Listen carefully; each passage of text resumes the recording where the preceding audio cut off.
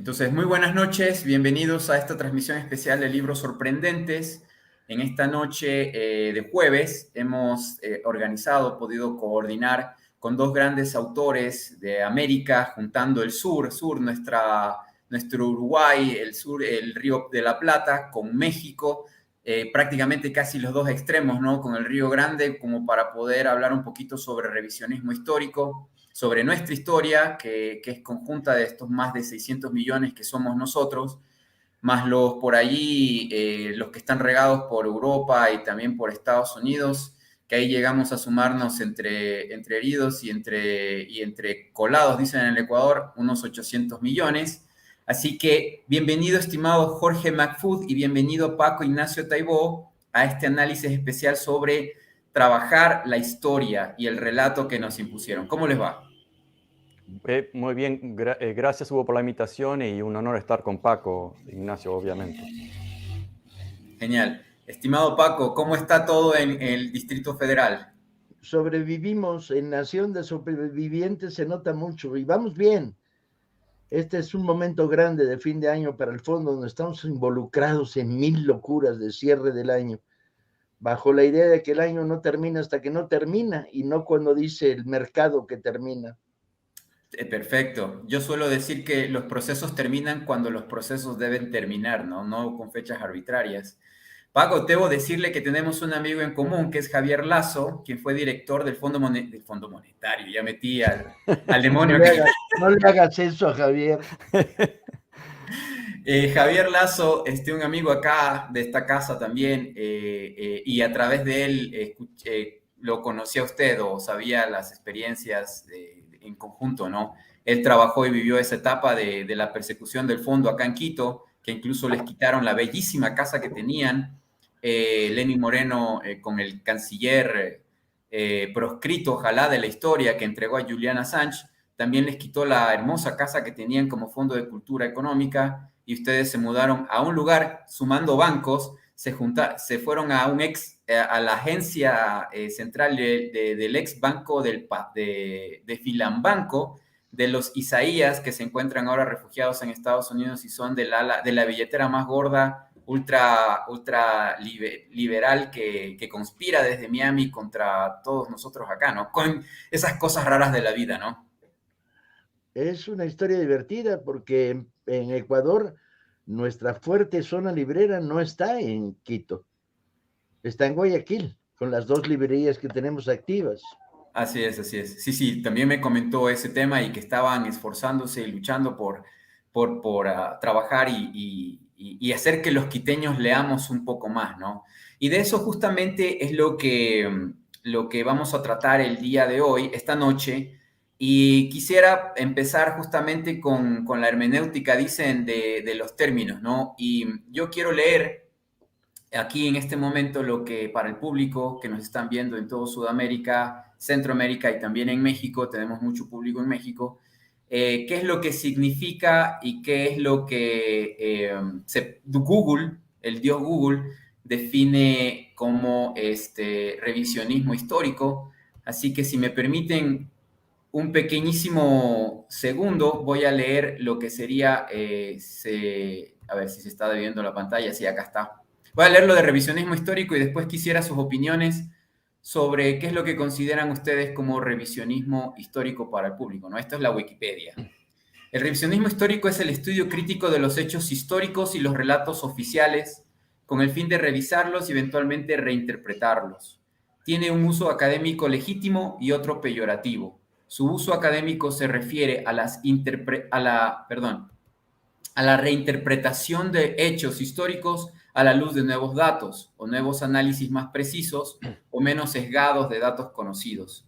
El revisionismo presupone entre los historiadores o el público general, existe una forma generalmente aceptada de entender un acontecimiento o un proceso histórico y que hay razones para ponerla en duda.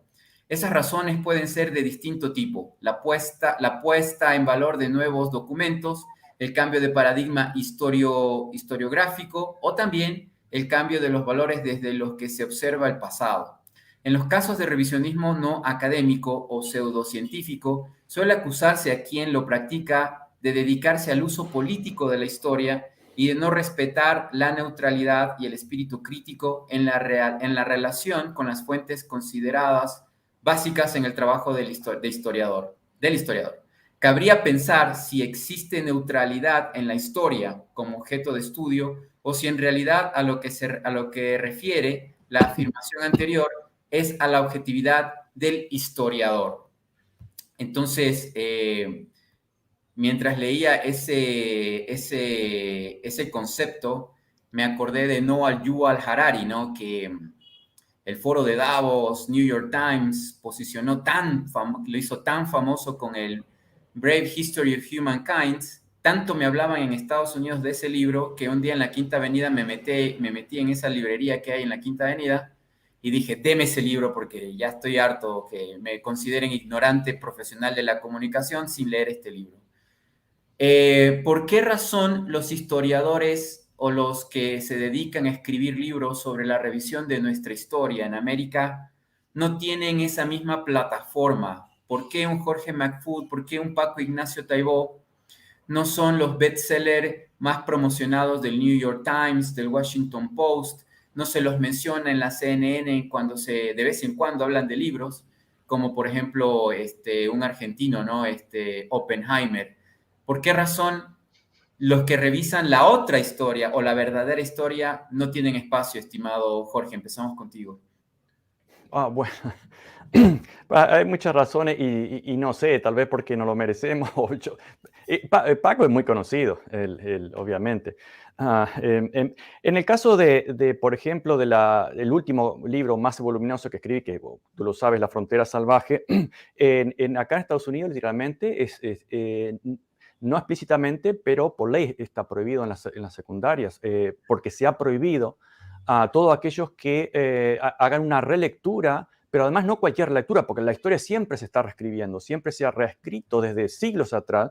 De hecho, podemos pensar que los Nuevos Testamentos, los Evangelios, son una reescritura del Antiguo Testamento también, muy claramente, pero siempre ha habido reescritura. El problema es que la historia es un campo político muy claro, y en algunos casos se la usa de una forma totalmente deliberada para, bueno, la escritura, la oficial obviamente, que apoya el status quo, pero cuando aparecen algunos cuestionando, en Estados Unidos ha habido muchos casos, bueno, desde, por ejemplo, el clásico de Howard Zinn, de 1980, la historia del pueblo de Estados Unidos y muchos otros, podríamos nombrar muchísimos, y en América Latina y en Estados Unidos, pero directamente en este momento los famosos libertarios, que son los campeones de la censura, directamente ya han aprobado leyes para prohibir directamente de que se hable, incluso en las universidades hay persecución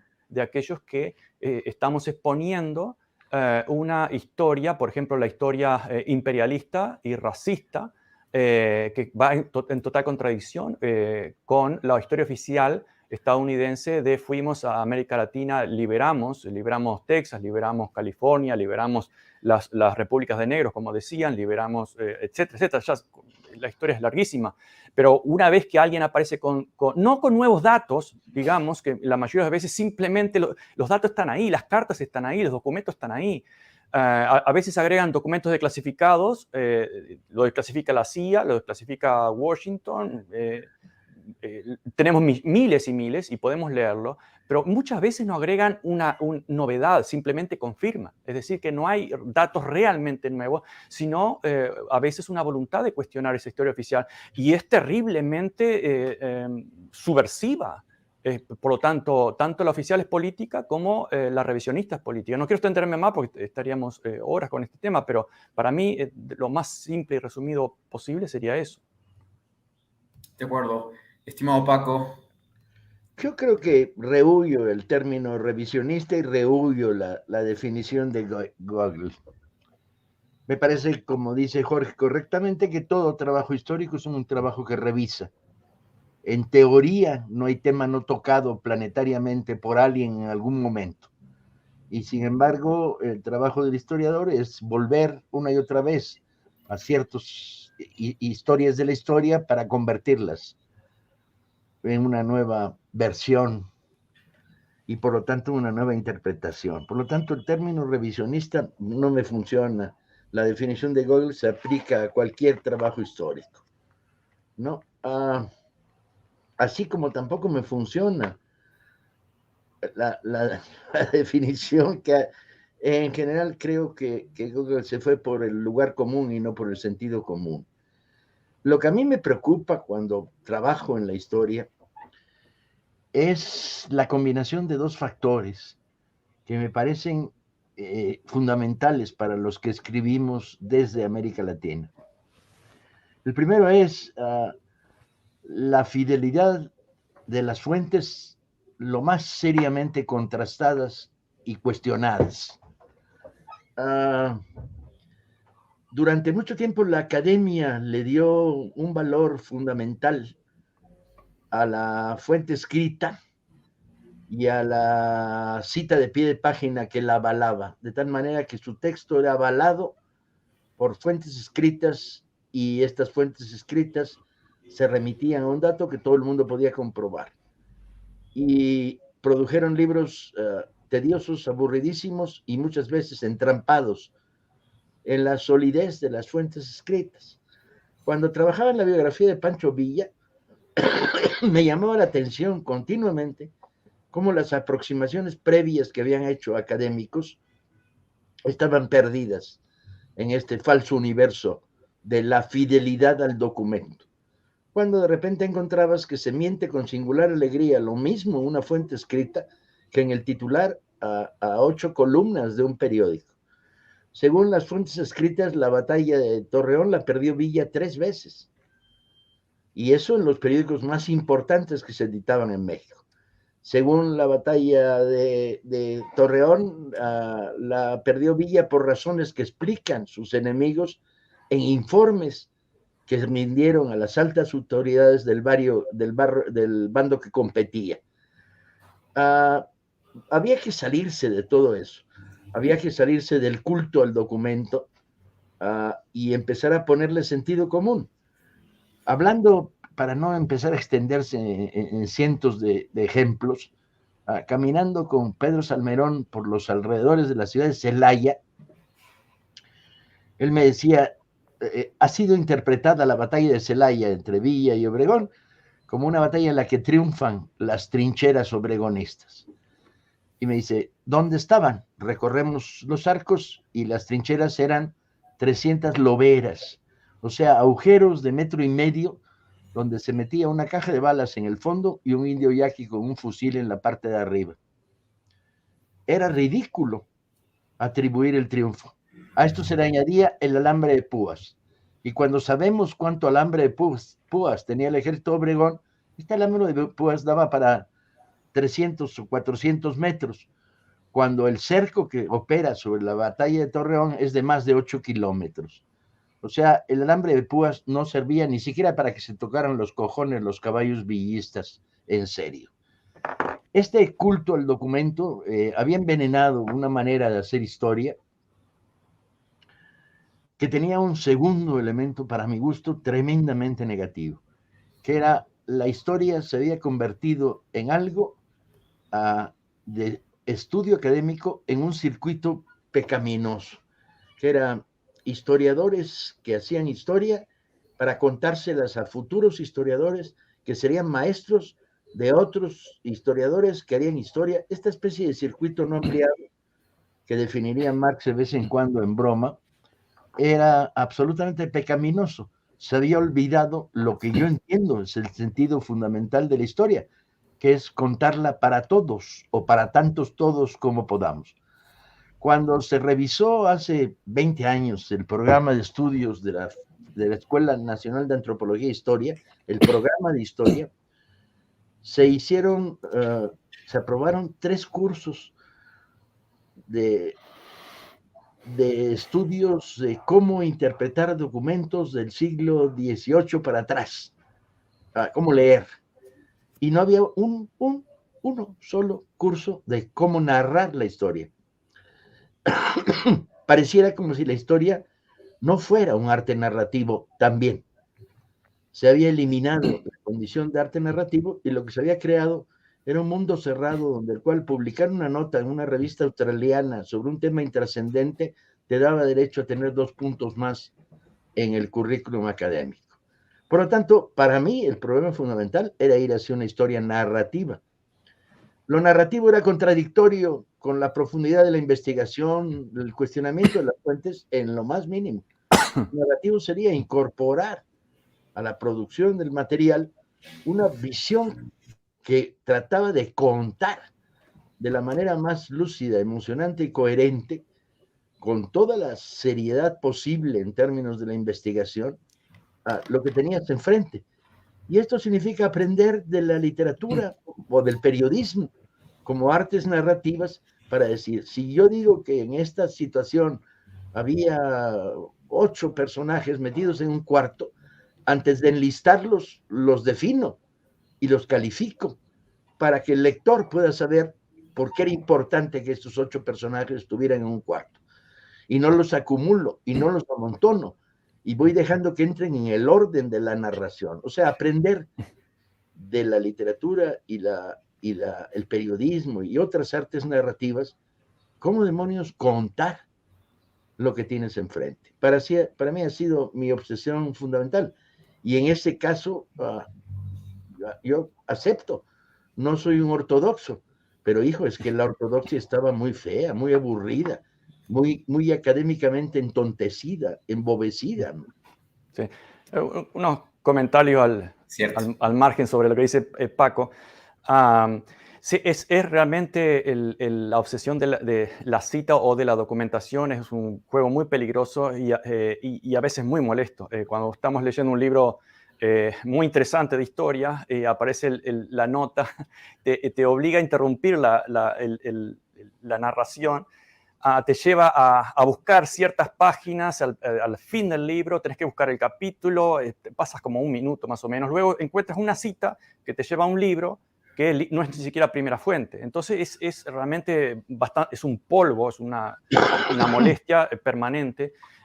Yo eso llegó un momento que lo evité, lo eliminé completamente en La Frontera Salvaje, me la menciono porque es el último libro, nada más, por eso, que llegó a 700 páginas, pero hubiera tenido 1000 o algo así. La cita realmente, y pensé, bueno, si alguien quiere realmente verificar que estoy apoyándome en documentos, como documentos clasificados, por ejemplo, que realmente es donde el que comete el crimen lo reconoce, y ese era el atractivo de los documentos clasificados.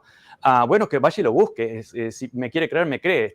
Pongo entre comillas lo que se dijo y la fecha y datos mínimos como para que el lector encuentre, si quiere, el dato, lo mínimo. Y hoy con Google es muy fácil encontrar el dato. Lo que pasa es que realmente la gente no lo sabe usar muy bien.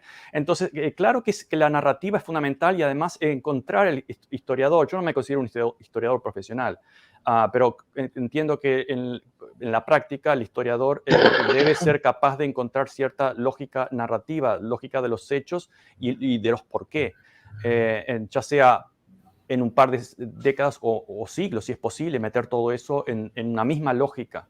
Creo que ahí está en la lógica de la narrativa. Bueno, Paco dice del sentido común, sí, también, el sentido común.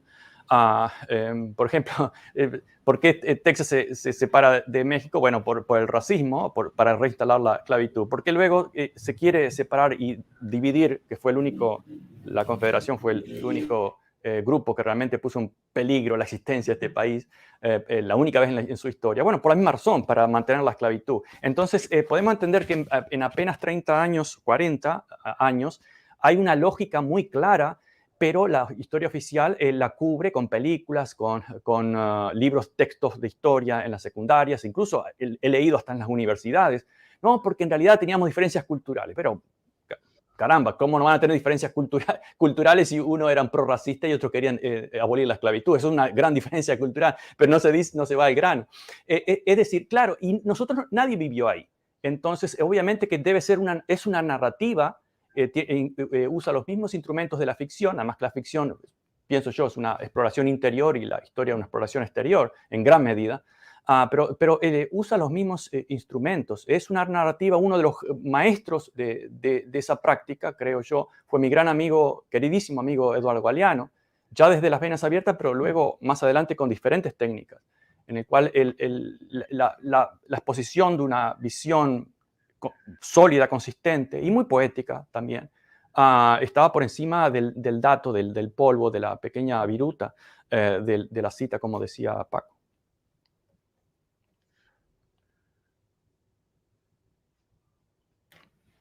No escucho. Ahora sí. Lo siento, tengo esa gran falla de que yo siempre pongo el micrófono y después me olvido. Me decía que mientras escuchaba a ustedes dos, por ejemplo, Paco me hacía recordar el cantar del mío Cid cuando hablamos de la prosa, del verso, de tratar de relatar una historia, y también Martín Fierro en El Río de la Plata. Y Jorge, mientras hablaba también, yo decía que hable de Galeano, que hable de las venas abiertas. Tal vez porque ahí vamos juntando con piedrita a piedrita un puente, ¿no? El puente de la revisión de nuestro pasado. Y gracias por mencionar el tema de que quizás hay que reescribir y repensar a veces las etiquetas, estos links, estas conjunciones de palabras para buscarlas, como te dice Facebook, como te dice Instagram, como te dice YouTube, como te dice Google. Las utilizamos como para poder orientar, como para poner direcciones a las ideas y a los conceptos. Por eso puse lo de revisionismo histórico, pero creo yo que lo que ustedes están haciendo, lastimosamente no tenemos aquí a Galeano, si no hubiese sido maravilloso también hablar con él, pero lo que ustedes están haciendo parecería también incluso ser algo subversivo, más allá de lo académico, porque ciertamente lo que, por ejemplo, se menciona en las venas abiertas, lo que ha investigado Paco Ignacio y publicado sobre el pueblo yaqui, sobre su persecución y sobre lo que ha pasado a ellos, que están en México, ¿no? Pero también fuera de lo que es México actual y lo que ahora es el sur de Estados Unidos, la erradicación visceral y real de los nativos que habitaban esos territorios antes de llegar a América. Y para empezar esta segunda pregunta, esto de la revisión del pasado o de los conceptos que se nos han puesto, yo siempre, cualquier conferencia, transmisión, artículo, lo que sea, yo nunca digo, por ejemplo, la palabra conquista, ¿no? Como Paco dice, es que no estamos hablando de revisionismo histórico. En cambio, a mí me chocan ciertas cosas. Por ejemplo, para mí no es conquista, eso fue una invasión, saqueo, genocidio, planificado, no planificado, etcétera, etcétera. Y muchos, sobre todo el 12 de octubre, tuve un Twitter que en España hizo furor y quemó mucha bronca porque desde España los de izquierda y los de derecha, nadie quiere que nosotros los americanos revisemos nuestro pasado. ¿Y qué fue lo que realmente pasó con los castellanos que llegaron acá, los españoles ahora? Y lo que ocurrió luego de aquello, ¿no? Ni tampoco hay un revisionismo después cuando ya empieza la época republicana y esos descendientes blancos de europeos, de los cuales creo que bueno, Jorge se salva porque es más de origen árabe, pero yo, por ejemplo, desciendo de alguien que vino desde el Virreinato de Lima a fundar Cuenca, y mucha de esa familia se siente maravillosa de ser española o de origen y que tienen por derecho ser dueños de esos territorios, ¿no? Tienen hoteles, tienen propiedades, herencia de siglos. Y son los contrarios a la izquierda, ¿no? De que el pobre es pobre porque no trabaja. A ese relato quisiera hablar en este momento, y si han tenido en su trabajo que chocar contra estos muros o contra esta revolución, esta guerrilla de los conceptos y de las palabras. En mi caso particular, yo lucho con dos cosas. La primera, que todos somos americanos, por ejemplo, y me han criticado sudamericano. A mí no me gusta la palabra Latinoamérica tampoco, por poner mi posición como ejemplo, nada más, no como defenderlo, pero cuando viene alguien de Estados Unidos y me dice, ¿dónde queda aquí la embajada americana? Yo digo, ¿cuál? La de Honduras, Guatemala, Nicaragua, Salvador, Colombia, ¿cuál embajada de América o americana, no? Pero nos robaron, dijo Galeano, y eso lo escuché hace muchos años, nos robaron hasta la identidad, porque en España dicen hasta los académicos, los escucho decir a los indios hindúes y a los americanos nativos les dicen indios. Y si les criticas uy, se arma una Troya terrible, ¿no? Y ya te descalifican completamente. Entonces, para seguir nuevamente con ese mismo proceso, Jorge, ese mismo orden, ¿cuáles son tus luchas con respecto a la semiótica y a los términos en haciendo libros para revisar nuestro pasado? Bueno, hay obviamente una lucha por reconquistar el lenguaje, o por lo menos una resemantización, tanto desde el punto de vista de todos los grupos que han estado al margen del poder, como el feminismo o los negros, homosexuales, todos aquellos que históricamente han estado al margen del poder, han llevado adelante también una resemantización o una lucha por el lenguaje. El lenguaje es importante. No sé llamarlo eso revisionismo o lo que sea, pero sí que es una resemantización o un uso diferente del lenguaje. En mis clases es algo permanente, es que el lenguaje piensa por nosotros si no estamos advertidos o atentos. Eso yo lo veo todos los días en mis estudiantes. Incluso muchas veces cuando pongo exámenes, y sé, por ejemplo, cuál es la respuesta políticamente, incluso multiple choice, es decir, tienen solamente que elegir cuál es la correcta, según todo lo que las fuentes, según los datos y según lo que hemos discutido en la clase, cuál es la respuesta correcta. Y muchas veces, generalmente, aquellos que no han estado o que han faltado o que han estado más distraídos, tienen una respuesta por default, es decir, aquella que es políticamente correcta, que ha aprendido en la televisión, ha aprendido en el sistema de educación. Recordemos también, los sistemas de educación también son parte del poder, tanto como crítica, en el menor de los casos, pero en su mayoría son fundamentales. El colonialismo no hubiera sido lo que fue, entre otras cosas, sin las universidades europeas, estadounidenses también, y sobre todo sin las escuelas criollas, las escuelas desde las católicas, etc. Entonces la educación es un instrumento de guerra fundamental o de dominación fundamental. También es un elemento de liberación, como decía Paulo Freire, pero ya hay todo reconsiderar y releer qué significa la pedagogía. Recordemos la pedagogía del oprimido, de ahí ya también es una forma de relectura. Pero es fundamental cuestionar incluso cada palabra, porque cada palabra son idioléxicos y son campos de batallas. Por ejemplo, el concepto de libertad. Los imperios han llevado la libertad y la civilización. Bueno, eso hay que cuestionarlo ya desde el arranque, desde las simples palabras. Sería muy largo, pero yo lo veo en todas mis clases. El lenguaje piensa por los sujetos. Cuando están distraídos, cuando no tienen un pensamiento un poco más crítico o más escéptico, están entrenados para creer, así como se entrenan para creer desde chicos en los templos, en las iglesias, y uno podría decir, bueno, una religión, nadie va a ir a cuestionarle a Dios. Bueno, no a Dios, pero tal vez, pero sí a las lecturas sobre los textos religiosos. Bueno, generalmente eso no se hace. Se va a confirmar una fe, una teología, y lo mismo se extrapola hacia la política y hacia el resto de la cultura. Y bueno, luego vienen aquellos que Sócrates decía y se autodefinía como un tábano, aquellos que vienen a molestar. Y esos generalmente tienen que trabajar desde el lenguaje hasta el resto de la semántica, la simbología, etc.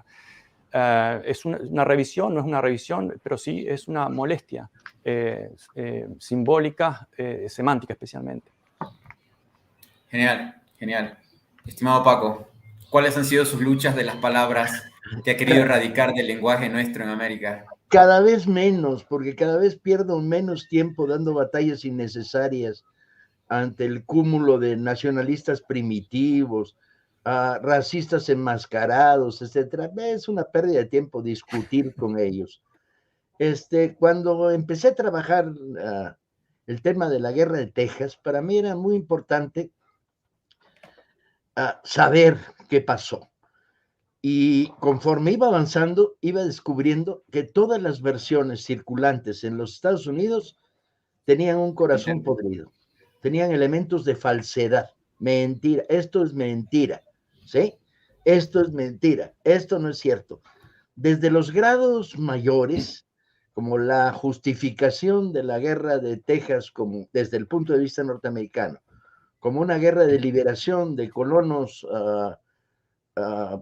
de origen protestante y de raza anglosajona, a los que acompañaban negros esclavos, por cierto, hasta la versión mexicana, teníamos un presidente que era un gángster, un idiota y un bobo que perdió Texas de una manera ridícula.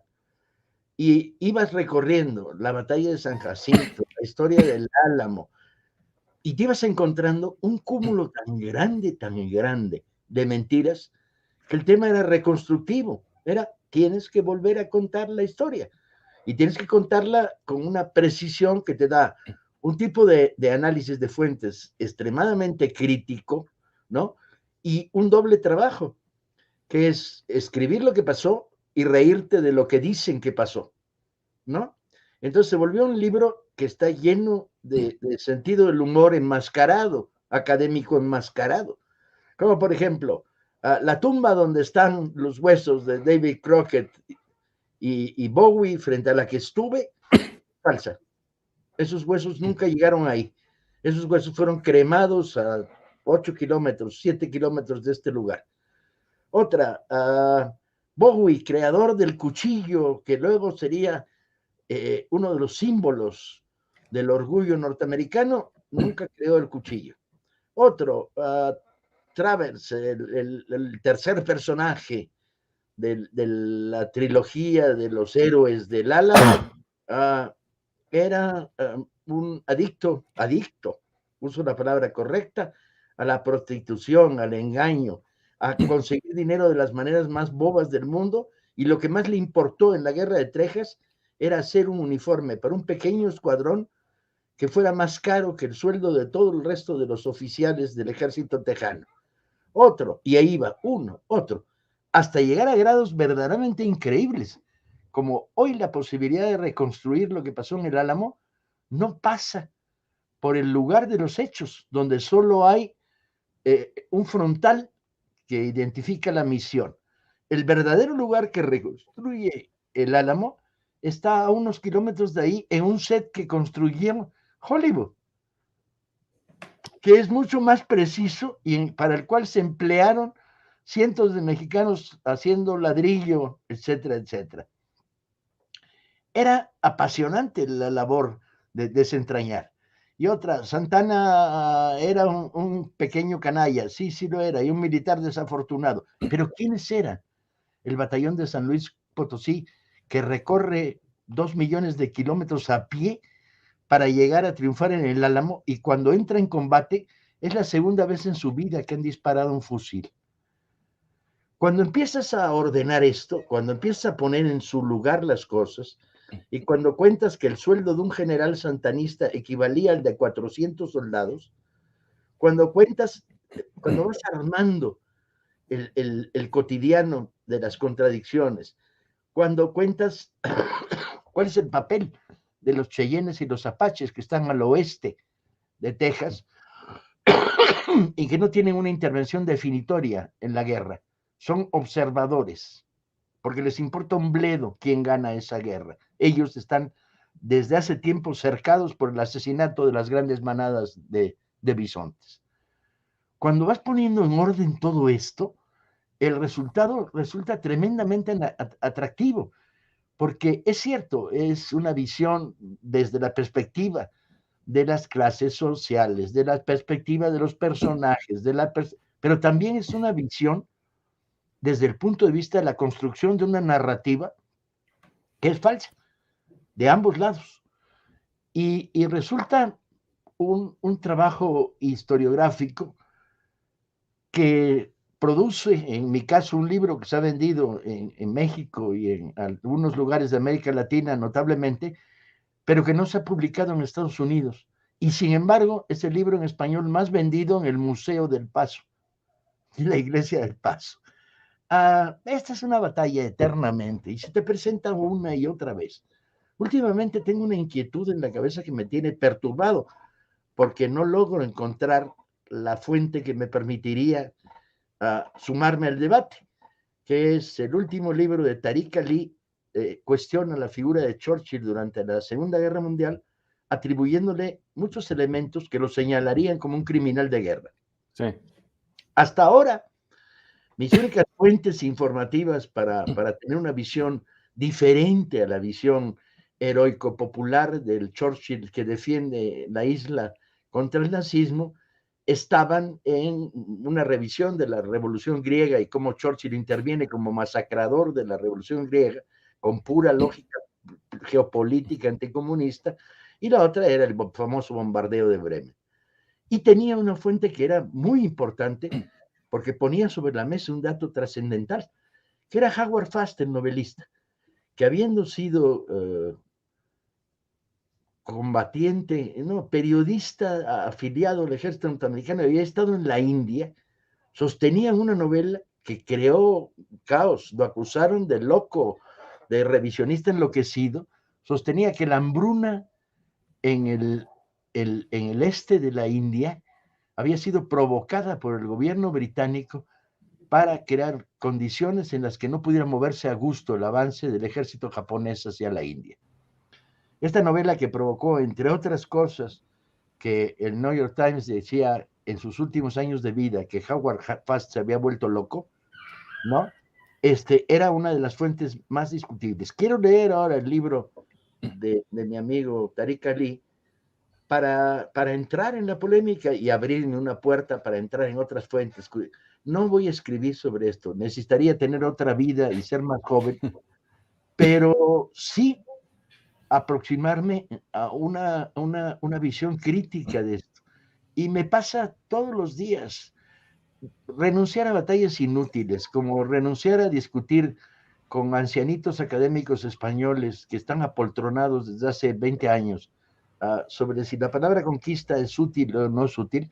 Lo acaba de hacer Pedro Salmerón haciendo historia narrativa sobre la batalla de Tenochtitlan, diciendo no hay tal conquista.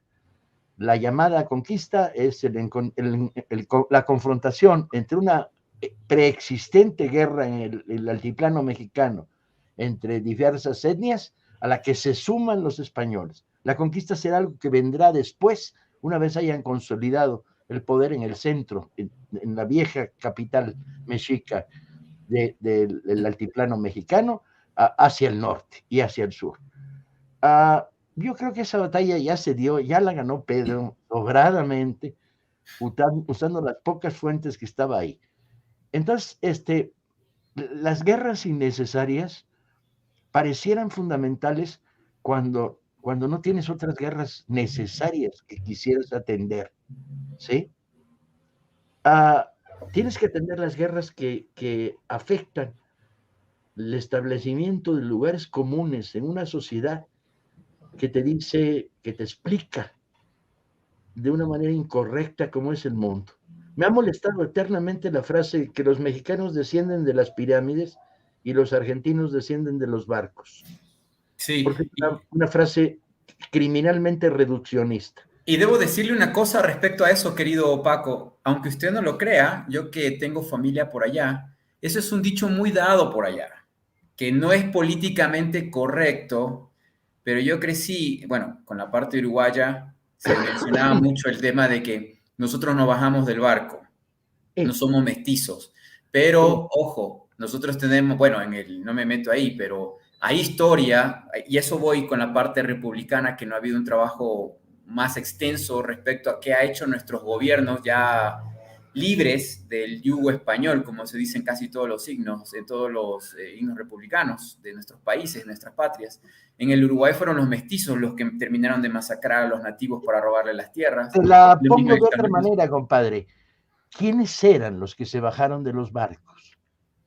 Si no aplicas criterios clasistas y revisiones contundentes, pareciera como que una horda de extranjeros llegaron a dominar un país que había sido despoblado por las guerras indígenas, las guerras contra los indios en Argentina, originales.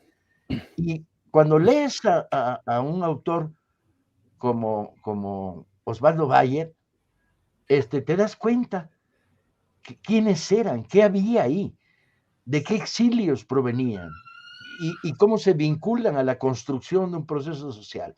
A mí no me queda otra que recorrer estos vericuetos para romper los lugares comunes.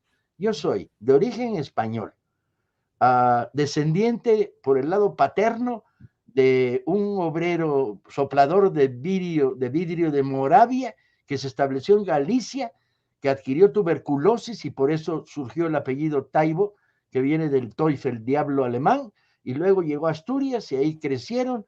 Por otro lado, tengo antecedentes que eran nobles virreinales, rebeldes, por lo tanto los despojaron de sus bienes. Del lado materno, soy hijo de una familia de raigambre proletaria, de albañiles y costureras,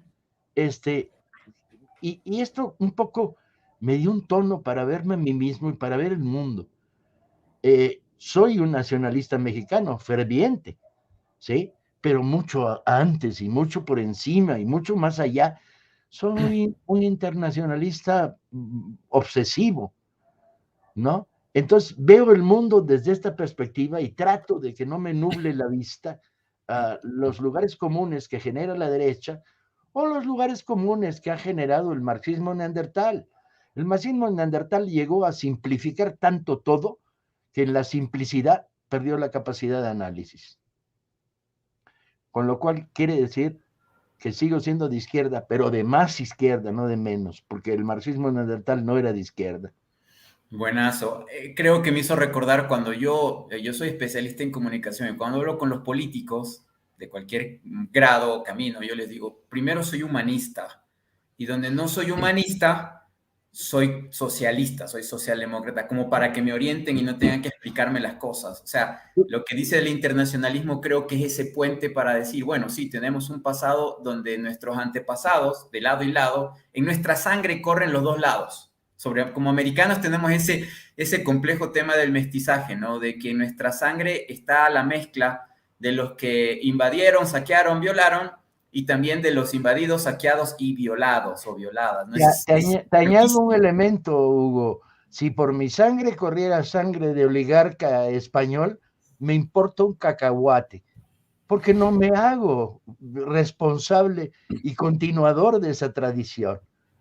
O sea, el problema no está quiénes son nuestros padres, sino cómo te colocas ante la historia. Genial, genial, muchas gracias. Ahora quiero perdón, Jorge, tal vez querías decir algo antes de que vaya al público. Bueno, varias cosas, pero creo que no voy a tener tiempo. De lo último, me hizo acordar a lo que decía Galeano. En América todos tenemos sangre indígena, uno en las venas y otro en las manos. Ahora, el término nacionalista también es otro caballo de Troya. Claro, no podemos estar en todo momento cuestionando América Latina excluye a los afros, la cultura africana, indígena, etc. Es una imposición o un invento francés y así seguiremos. Pero las palabras son importantes. Así como en México, decir madre es algo negativo y padre es algo positivo, o ser noble es algo bueno y ser un villano vulgar es algo malo. Bueno, las palabras ya tienen su carga ideológica como caballo de Troya, y Paco decía nacionalista, claro, y depende de qué nacionalista, ¿no? Porque no es lo mismo ser un nacionalista de un país imperial o un nacionalista alemán, por ejemplo, o estadounidense, que ser un nacionalista africano o de una colonia que usa el concepto de patria como patria y muerte, o la nación, el nacionalismo, como el nacionalismo argentino, el peronismo, etc., como recursos de resistencia desde nosotros no somos superiores, pero valemos igual. Entonces, las palabras sí son importantes y a veces son caballos de Troya que se tiran y tienen significado muchas veces opuestos. El otro comentario muy breve, porque llevaría horas, pero Paco hablaba de lo de Texas. Las cartas de Stephen Austin, por ejemplo, están disponibles, siempre estuvieron disponibles, incluso están online, se las puede leer, yo leí muchas. Y en los mismos sitios de los gobiernos y de las universidades, pero me llama la atención porque los mismos sitios de los gobiernos que narran ese concepto totalmente opuesto a lo que basta con leer las cartas de Austin o las que recibía y las que enviaba. Y, por ejemplo, decía, bueno, los mexicanos realmente, yo nunca traicionaría a los mexicanos, nos han tratado de una forma excelente, yo de hecho era mexicano nacionalizado, pero nunca hubo un problema cultural. Y lo decía explícitamente en sus cartas, más explícito imposible. El problema aquí es que están obsesionados con abolir la esclavitud. Si no fuera por eso, estaríamos todos felices. Entonces, en poquísimas líneas, pero además la repite 100 veces en distintas cartas, que da y recibe, que envía y que recibe. Y es muy clara la lógica. Pero bueno, la historia y la representación del mundo básicamente está construida no solamente por el poder, pero desde la industria cultural, por ejemplo. Y Paco mencionó el Álamo, la dirigió John Wayne justamente con el propósito de crear, no de crear, de reforzar, de hecho, porque la idea de que somos los campeones de la libertad era de los esclavistas, ¿verdad? Expandimos la libertad para expandir la civilización. Perdón, expandimos la esclavitud para expandir la civilización y la libertad. Ya venía desde el principio del siglo XIX. Esa narrativa, incluso en los medios, con las rotativas que se inventan en los años 40. Pero la película está puesta en el contexto luego de la Guerra Fría. John Wayne es un supremacista y racista blanco y lo pone, obviamente, como esos bandidos, déspotas, y nosotros luchamos por la libertad. Como Clint Eastwood y muchos otros actores y directores de lo que es el western, ¿no? O sea, sí. supremacistas y racistas. El bueno, el feo, y no, el bueno, el malo y el feo, que era un western spaghetti, ¿verdad? Que un director italiano lo filman en España con Clint Eastwood, etc. Y se convierte en un clásico. Y la música es de un argentino, ¿verdad? El clásico. Pero son estereotipos que se refuerzan no solamente desde el centro, sino incluso desde la periferia, ¿verdad? La periferia reproduce, toma la moral del esclavista, pero además la moral y la estética, la belleza del poderoso y del exitoso, como ahora se repite entre la comunidad llamada hispana, que también es un invento estadounidense, y latino, también un invento estadounidense para clasificar la población aquí, y es reproducida desde el margen para confirmar el centro. Entonces son claramente transparentes porque están en todas partes, son ubicuas y por lo tanto son naturalizadas. Entonces el trabajo justamente de aquellos tábanos o escritores, como quieran llamarles, incómodos, es desarticular eso y presentar las cosas desde otra perspectiva que generalmente se aproxima más a la realidad. No por casualidad, porque el poder justamente es poder porque manipula la realidad a su favor.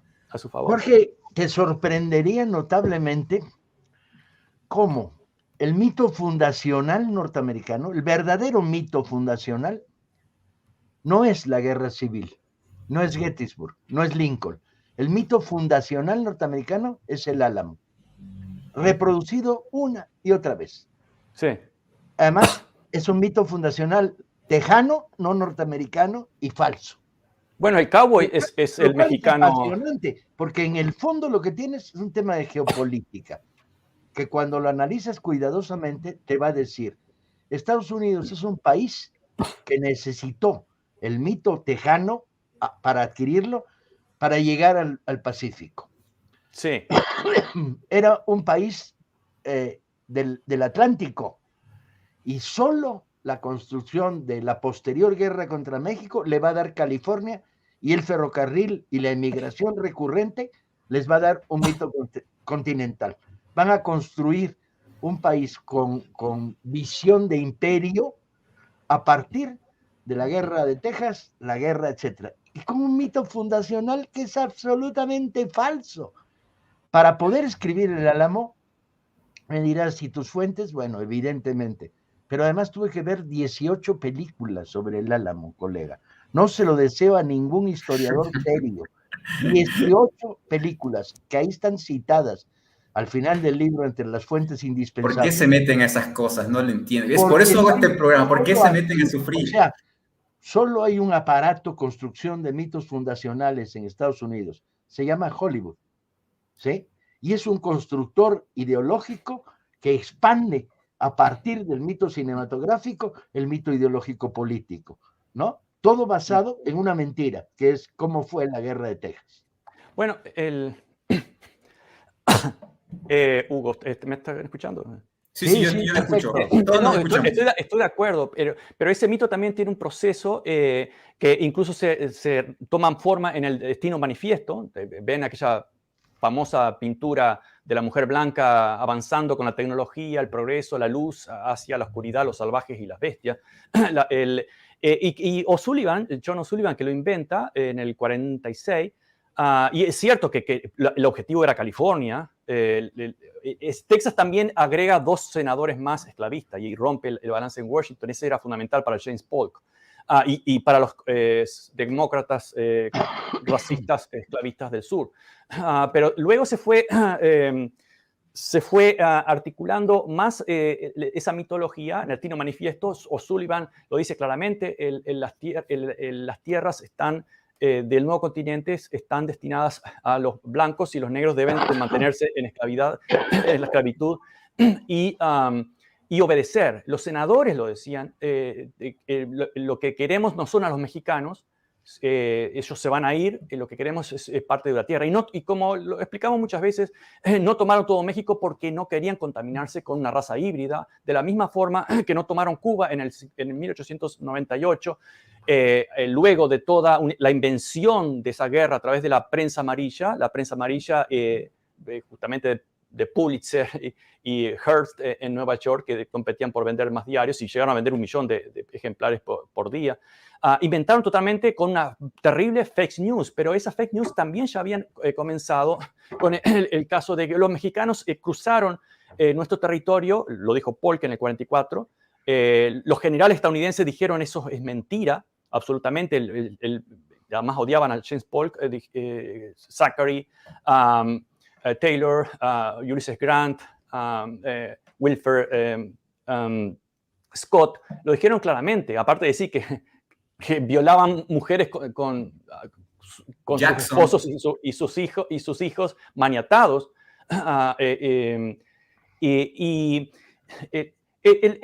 Todo eso del estilo fue una excusa, obviamente, para llegar a California, pero toda esa mitología del blanco que es elegido por Dios, se lo inventaron, se lo creyeron, incluso leían la Biblia cuando llegaron a ganar algunas batallas en Texas.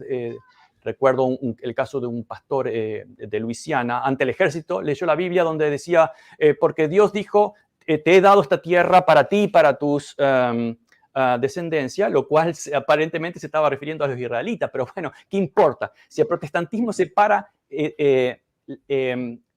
la ética de la religión directamente, y lo que importa es la fe, es convencerse, y luego si hay que matar o recurrir a un mal menor, no importa. Y disculpan que se me cae tantas veces este audífono.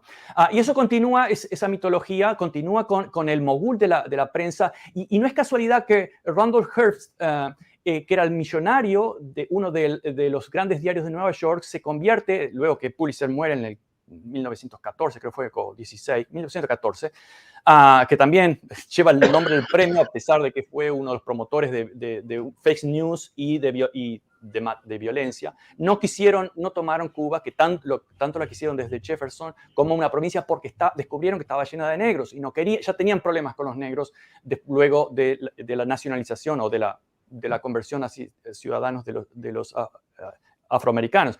Y ese mismo mogul de la prensa luego se convierte en el mogul de Hollywood y produce muchas películas. En principio era progresista. ¿Por qué? Bueno, porque estaba bien ser progresista en las primeras décadas. Incluso algunos eran antiimperialistas, no esos, pero había ligas antiimperialistas como la de Mark Twain. Cuando su amigo Roosevelt, Franklin Delano Roosevelt, da ciertas concesiones a la creación de sindicatos, derechos a huelga, aparte del Social Security, la seguridad social, etcétera, etcétera. Hearst comenzó una campaña feroz contra el presidente Roosevelt, acusándolo de comunista, y todos decían que era comunista, y era uno de los productores de Hollywood. Entonces, claro, Hollywood fue una continuación de todo ese espíritu de no importa la realidad, sino, y lo dijo Reagan, está en el libro, lo dijo Reagan en el 83, bueno, no importa lo que los estadounidenses creían del oeste, sino lo que querían creer que era el oeste. Y ahí está otra vez el fanatismo protestante, no quiero decir de todo, pero sí de aquellos grupos de intereses especiales, que no importa exactamente la realidad, sino lo que creemos que es la realidad. Y bueno, es parte del reza que la realidad va a cambiar. Y Hollywood, bueno, es la industria de la fantasía, ahora no tanto, pero cumplió ese rol de creación de mitos fundamental. Y ahora, bueno, tenemos las redes sociales que están reemplazando básicamente ese rol de creación de mitos.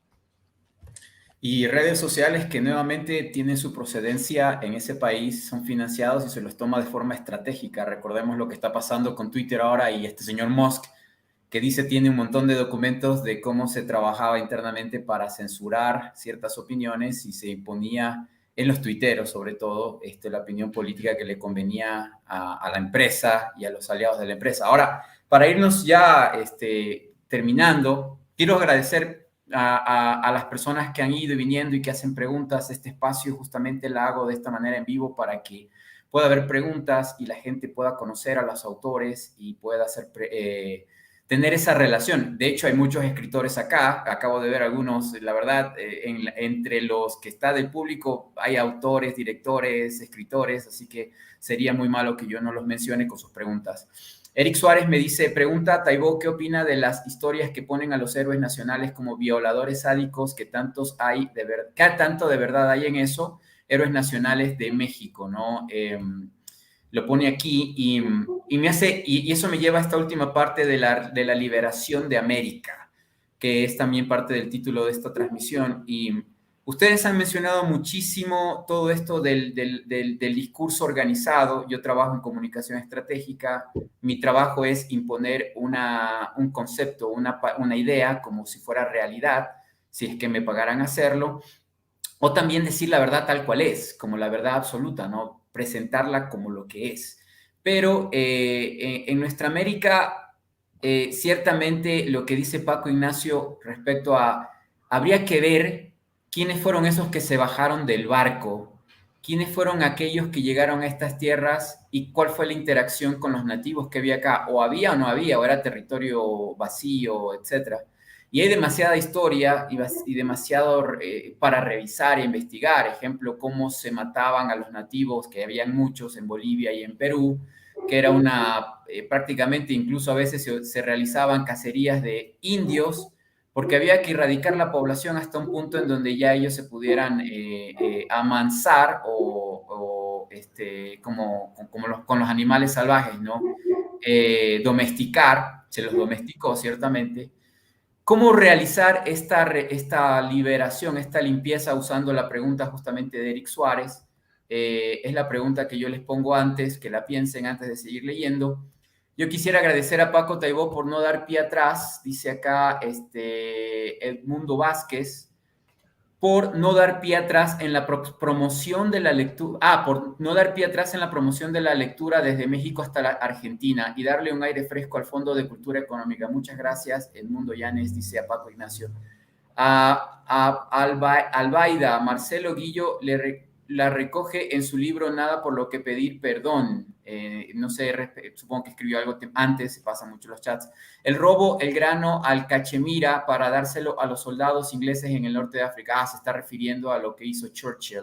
Y buen punto, ¿no? Porque Paco trae a consideración que sí hay pruebas, por ejemplo, en el caso de los asesinados de Franco, los asesinados en las dictaduras de Plan Cóndor acá en nuestro continente. Si nosotros sabemos que existe un Plan Cóndor en nuestras tierras es porque hay muertos, cadáveres, huesos, y hay hijos de personas que nunca volvieron a aparecer, como el tema de las madres de Plaza de Mayo. Entonces, por eso se nos obliga a hacer revisionismo e investigación de qué es lo que ha pasado allí, ¿no? En algunos países, como en Chile o en España, no quieren ver al pasado porque no les conviene a los del poder de turno. Si eso es el Imperio Británico, muerte por hambrunas, Alba Díaz sigue... Eso es racismo, sigue siendo ella. Palabras mayores. Quería leer a este autor colombiano que trabaja con derechos humanos. Me podría decir su nombre, creo que se llama Oscar. La verdadera guerra es por imponer la narrativa. Eso es fácil cuando se tienen imperios. Pero la voz, claro, por eso hablamos idiomas que fueron impuestos, como el castellano o el inglés, ¿no? Pero la voz de las víctimas y los desposeídos es la verdadera historia. Gracias por contarla, amigos. Yo estaba viendo un trabajo audiovisual que hizo antes de esta transmisión este grupo Palabras Mayores, en donde en una parte sobre los derechos humanos en Colombia, porque provienen de Colombia, decían, y los que tienen el poder escriben libros para contar su narrativa y ponen una fotografía de Santos, el expresidente de Colombia, ¿no? Y me pareció brutal porque la mayoría de escritos, la mayoría de la historia que nos enseñan o nos imponen a aprender en escuelas, colegios, universidades, es la historia de los vencedores, se dice vulgarmente, ¿no? La historia que conviene al poder, que lleva siglos en el poder y que es difícil salir de aquello. Es difícil para el religioso volverse ateo porque eso rompería su esquema de existencia o lo que le da concepto a su existencia, ¿no? Y en el caso de nosotros como americanos, el descubrir que los gobernantes que tenemos también son unos genocidas, que la realidad del por qué fuimos repúblicas fue porque algunas plutocracias locales querían ya no pagarle impuestos a los reyes y después siguieron con el asesinato. Y no solamente fueron los europeos que llegaron, sino también nuestros propios estados los que han venido destruyendo las posibilidades de esperanza y de mejores vidas a todos en América, desde México hasta la Patagonia, ¿no? Y bueno, en el caso norteamericano, el caso de los anglosajones, tiene su lucha, su pelea, su bronca interna, ¿no? Que también es de ellos y no nos debemos meter en la de ellos. Pero creo que en la nuestra, en la del castellano, nosotros que tenemos apellidos de origen español, perdón, de la península ibérica, tanto de Portugal o de lo que ahora es España, o también de los países de Levante o africanos, del norte de África, nosotros tenemos una lucha muy perdida. Y lo digo como comunicador porque casi nadie sabe el pasado de sus naciones y de sus pueblos y de sus países. Pero si le preguntas a muchos hombres y mujeres, saben cuál es la camiseta de Messi, en qué equipo jugó, y también pueden decirte cuál es la última película de Marvel y quiénes son los personajes que ahí interactúan y por qué ocurre lo que ocurre, etcétera, etcétera. O sea, nos han venido ganando una batalla con respecto a la historia oficial y lo que ustedes han dicho, he estado escribiendo todo lo que ustedes dicen, el relato, ¿no? La forma del relato que se ha impuesto. Ahora, ¿a quién convenía eso?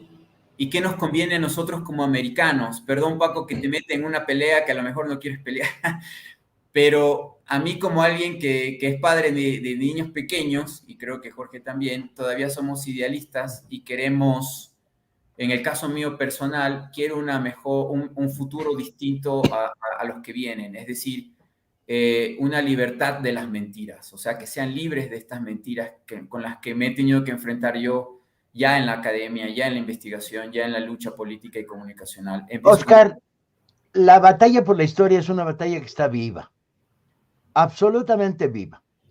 Y no estamos derrotados, eso no es cierto. La imagen que había del villismo en México la había impuesto los triunfadores, obregonistas y carrancistas. En solo 15 años, 4 autores y 5 libros han cambiado la imagen popular del villismo en México y le han dado una redimensionalización a la figura de Pancho Villa como dirigente campesino popular. Yo me meto, eso de que no me quiero meter en alguna batalla, se lo dirás a otro, yo me quiero meter en todas. El único problema es que cada batalla implica un grado de complejidad, de conocimiento, que te permita entrar a combatir en términos de los lectores. La mentalidad de mucho tiempo de la industria cultural, literaria latinoamericana era, aquí no hay lectores, aquí hay clientes, tenemos que cambiarla. Y tenemos que cambiarla promoviendo, permitiendo que aparezcan en todos los resquicios visiones críticas de la historia que se apoyen en hechos, en información sólida, pero que además le cuenten bien a los lectores en profundidad y con solidez quiénes somos, dónde estamos y a dónde vamos. De acuerdo, Jorge. Bueno, yo creo que volviendo en ese tema de las batallas, me recordó a las batallas por la historia, lo que alguna vez me dijo o dijo Noam Chomsky, que el poder siempre tira la historia a la basura, pero aquellos que la sufren van a su rescate. Yo creo que en Estados Unidos incluso se aplicaría también, volvemos a la tradición de los 60 muy rica, que lamentablemente se destruyó y fue un plan organizado en parte por la CIA, en parte por las ideologías neoliberales, etc. Pero los años 60 fueron muy ricos en muchos aspectos de liberaciones, de cosas concretas y de utopías también, muy valiosas y de sueños, y de ideas.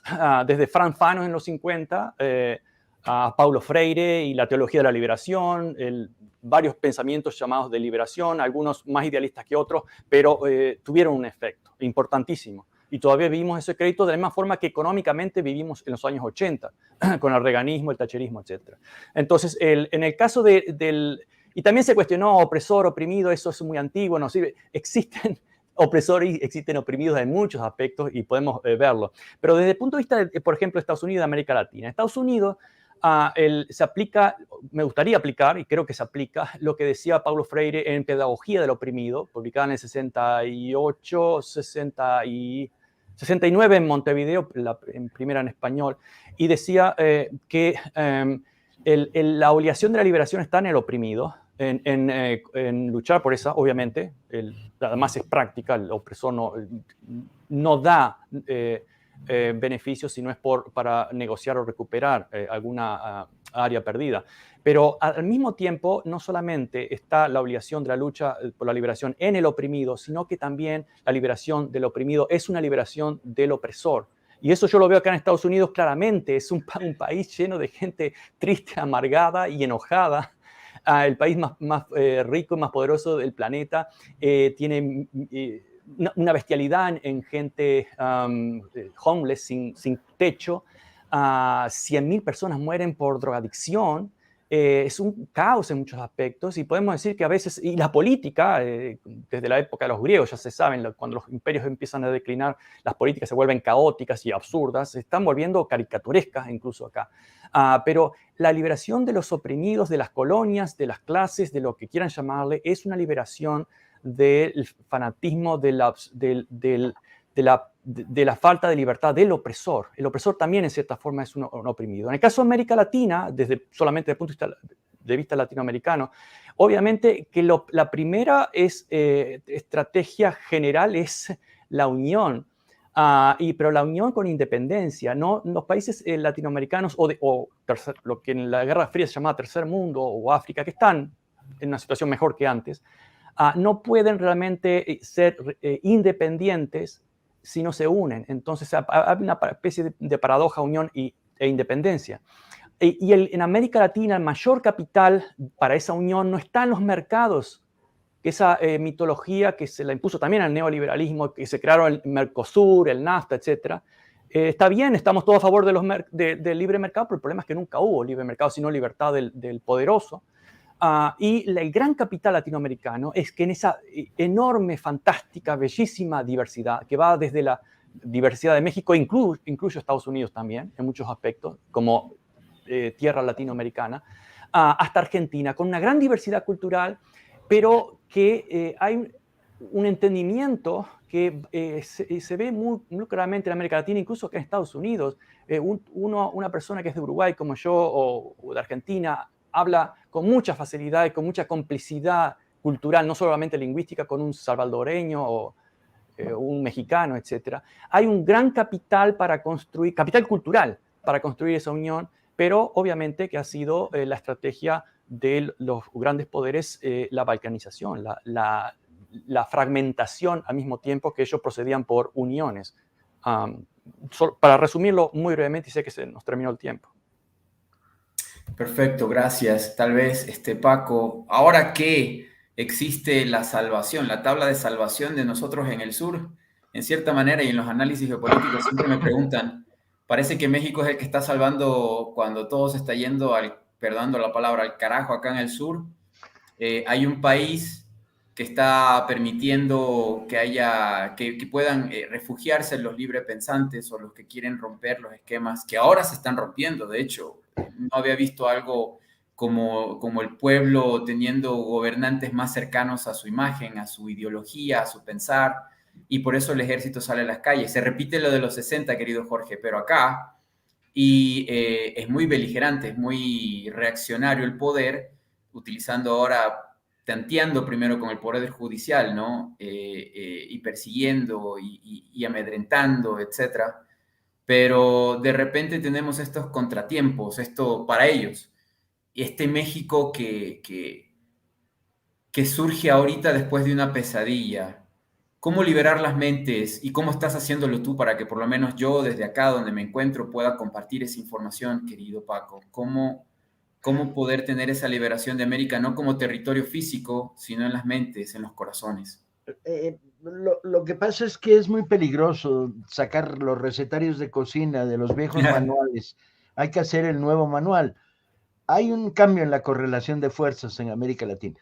Existen en estos momentos 6 o 7 gobiernos populares que se están acercando cada vez más. Y la cultura es el gran creador de puentes que todos conocemos históricamente. Por lo tanto, lo que estamos haciendo desde el Fondo de Cultura Mexicano es creando la primera editorial de izquierda transnacional latinoamericana, con base en todos los países de América Latina.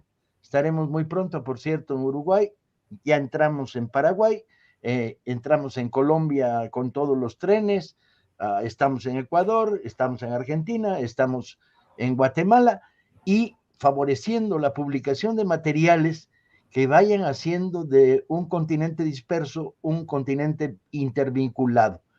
Yo personalmente, en el último libro que acabo de publicar, dedico los 2 capítulos más importantes, uno a un argentino, a Rodolfo Walsh, y el otro a un salvadoreño, que es Roque Dalton.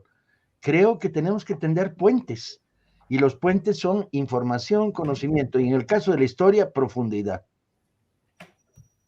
De acuerdo, muchas gracias. Para concluir, saludos a todas las personas que nos han colaborado. Hay tantas preguntas, obviamente, pero creo que encierro la pregunta final a eso mismo, ¿no? ¿Cómo lograr esa unificación, aunque ya el concepto Latinoamérica a lo francés ya se ha caído por su propio peso? No logramos unirnos como en ese concepto latinoamericano. Jorge, me preguntan mucho, la fragmentación sería reconocer que nos han engañado, dice Troncal, Sofía Smith, todos tenemos el mismo DNA, humanos para mí es una tontería, que si es de la familia llamada noble o no, yo soy humana y con el mismo IQ todos somos humanos, bueno, el humanismo, ¿no? Pero de todas maneras en la historia nos han dicho que Artigas tuvo que marchar porque Brasil y Argentina nos iban a destruir Uruguay. En Ecuador creces con los mapas del protocolo de Río de Janeiro diciendo que los peruanos le quitaron la mitad del territorio al Ecuador con armas de Estados Unidos o soviéticas o rusas en el lado peruano, en el lado ecuatoriano estadounidenses. Chile con la guerra del Pacífico, con el tema con Perú. Trabajé en Bolivia 2 años y los bolivianos tienen un dolor, un desgarramiento, esto del nacionalismo, ¿no? Un desgarramiento en su corazón porque el litoral se lo quitaron los chilenos en un carnaval cuando los militares bolivianos estaban bailando caporales y sayas. Y ahí tenemos ese mismo problema. Y a Castillo en estos días le dicen que es un traidor a la patria porque dice, busquemos una forma de darle salida al mar a Bolivia. Es un pueblo hermano, yo qué sé. Y el republicanismo militarista, que es el que está haciendo el golpe de Estado en Perú en este momento y matando gente, dice, traidor a la patria, traidor al territorio, porque al boliviano, al fin y al cabo, cuando hablamos de república, ya no es hermano sudamericano, es otro país, es el enemigo, peruano, chileno, argentino, brasilero, ecuatoriano, colombiano. De ahí tenemos las otras guerras semánticas, ¿no? Izquierda o derecha, ¿no? Que en Perú se utiliza el término terruco, todo el tiempo nos dicen el tema de Venezuela y Cuba. Hay mucha pelea en el tema de las ideas y de los términos, porque la derecha los usa y los usa muy bien. En Perú el tema terruco, ¿no? Para anularte y destruirte, ¿no? Que es un término que a mí, que no soy del Perú, me suena a tierra. Nomás me gusta eso de terruco. Me parece pensando en la palabra de una manera distinta, tierra. Y la tierra es café, me suena a chocolate, no sé. Pero para Perú ese es un insulto. Pero ahora, ¿qué camino estamos recorriendo y qué podemos hacer de manera unida, ahorita que estamos en 3 puntos de América, ¿no? Bueno, estás en Estados Unidos, en Jacksonville ahora, Paco está en México, yo estoy en Quito, pero nos están viendo prácticamente en toda la región y se va a retransmitir seguro esto y llegar a miles de personas. ¿Cómo lo ves tú? ¿Para quién es la pregunta? Para ti, Jorge. Bueno, lo que pasa es que Hugo tocas muchos temas. Sí, lo siento. Demasiados Ya temas. divagué. El caso de la salida al mar de Bolivia, nunca lo entendí. Supongamos que eso no tiene vuelta atrás, pero ¿cuál es el problema de darles una franja para un tren que pueda exportar libremente, etcétera? Hay muchas formas de negociar eso y no hay interés tal vez en ayudar a un hermano, a un pueblo hermano. Y eso ha sido esa fragmentación generalmente como en la Europa, los señores feudales, que son la prehistoria del liberalismo, contra las uniones de los monarcas, etc. En América Latina ese neofeudalismo ha continuado y continúa hoy. En Argentina incluso no se industrializó por culpa de esa oligarquía, todos sabemos, en América Latina, incluso un país mucho más urbano, Argentina, Uruguay, que México, también tuvieron, ya perdí el audífono, bueno, no importa, también perdieron por lo menos una clase burguesa activa industrial. Fueron entreguistas. Y luego tenemos las tres fuerzas, la oligarquía, los ejércitos y la iglesia, todos casados con la prensa y con la política, y siempre históricamente han traicionado a los pueblos latinoamericanos, ya desde lo que llamaba conquista, en realidad fue una violación, y luego con la narrativa militarista de somos el honor de la patria y defendemos al país, a la patria, contra la intervención extranjera, lo cual es una paradoja criminal que tiene muchos años, siglos de hecho, pero especialmente en las últimas décadas. John Fisher Kennedy, Nixon lo dijeron claramente, vuelvo a repetirlo, pero los ejércitos latinoamericanos no sirven para nada, pero son las instituciones que dominan sus países y debemos seguir mandando dinero y apoyo. Es decir, fueron entreguistas y hay un millón de datos, de casos y de pruebas de que fueron entreguistas, pero el discurso es exactamente el contrario. Así como el discurso narrativo del superhéroe que lleva máscara y oculta una doble personalidad en Estados Unidos, luchamos por la libertad, expandimos la esclavitud, luchamos por la libertad, imponemos dictaduras bananeras, luchamos contra el comunismo, imponemos dictaduras fascistas, y así sucesivamente. Bueno, en América Latina ese doble discurso, y además trágico y conveniente, continuó desde parte de la oligarquía. ¿Y hoy qué tenemos en América Latina? Una transformación, los mismos golpes, nada más que no son militares duros como tradicionalmente. El 2002 en Venezuela fue un golpe más tradicional. Tal vez en Honduras contra Manuel Zelaya 2009 también fue un golpe tradicional. Y todos negados, pero luego probados que fueron golpes. Luego tenemos, ya sabemos, una serie de otros golpes parlamentarios, judiciales. Ya hablamos y escribimos muchísimo sobre eso. Pero ¿cuál es el marco de todo eso? Bueno, la misma élite, la gente se enoja cuando uno usa la palabra oligarquía, pero bueno, es la vieja oligarquía que, por ejemplo, en Argentina dice, la culpa de esto o son los periodistas o son los K. Este es un intelectual K. K es la misma actitud del hacendado que le ponía al ganado una marca de una letra sobre su propiedad y lo cosificaba. Y lo mismo seguimos haciendo, o la oligarquía sigue haciendo, grupos conglomerados como Clarín en Argentina, Televisa en México, y así seguiríamos eternamente, que explican esa obscena diferencia social que todas las investigaciones lo demuestran, están aumentando y explican en gran medida, no totalmente, pero en un 90%, que América Latina sea el continente más violento del mundo, porque es el más desbalanceado del mundo. Y gracias a ese patriotismo, entre comillas, o ese maldito patriotismo, de esas élites que se creen dueños de los pueblos y del continente, y son los principales responsables por la fragmentación, porque es conveniente la fragmentación para ellos, los caudillos, y para los imperios que hacían que todo pasara por ellos y, por ejemplo, Uruguay, creado por Inglaterra, Paraguay, destruido la guerra de la Triple Alianza, etcétera, etcétera. Y me iría con muchos otros ejemplos y no me da el tiempo. Pero sí, la lógica siempre es muy simple y siempre la misma, que se repite. Volvemos una y otra vez a una idea clave, hombre, que es la historia es un campo de batalla, la política es el supercampo de batalla de la historia. Un solo continente, desde el Bravo hasta la Patagonia. Y dejémonos de historias, todos nos une, bien poco nos separa. Nos separan y oligarquías pueblerinas, rancheras, aferradas a los territorios por razones económicas y de dinero. Es hora de que en todos los partidos progresistas de América Latina empiece a ver el punto en sus programas de decir un solo continente. De acuerdo, muchas gracias. Y ese es el trabajo y la labor que aquí hago. Yo la verdad les comento, cuando me invitan también en programas en México como de Jesús López, Gran Amigo y otros programas y espacios más, aunque no me pregunten del tema, yo siempre digo, somos americanos.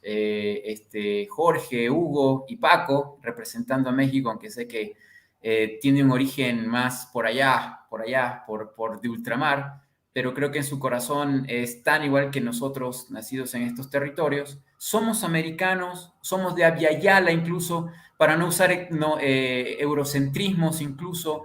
Pongámonos un nombre si queremos, como dijeron ustedes mismos, para reescribir la historia que se contará en un futuro. Eh, sería interesante que pudiéramos crear términos que se adapten a este momento, a este tiempo, a esta época. Les agradezco mucho. Yo no sé si hay algún comentario. Yo tengo que, Oscar, tengo que salir. Sí, ya nos vamos. De hecho, Mi vida diaria implica que estoy en un programa de promoción de libros desde México dentro de media hora. Gracias por su tiempo a los tres y estamos aquí a las órdenes para cualquier cosa. Les agradezco mucho. Hasta luego. Y hasta luego a todos también que nos ven en este programa. Esto ha sido todo por hoy en esta transmisión especial de Libros Sorprendentes en el canal de Sorprendente Films. Les agradecemos muchísimo todas sus colaboraciones. Bernardino todavía no le pude agradecer y tantas preguntas. Perdonen, de verdad, el tema era complejo, así que estuvimos muy involucrados con aquello. Les agradecemos mucho. Hasta luego.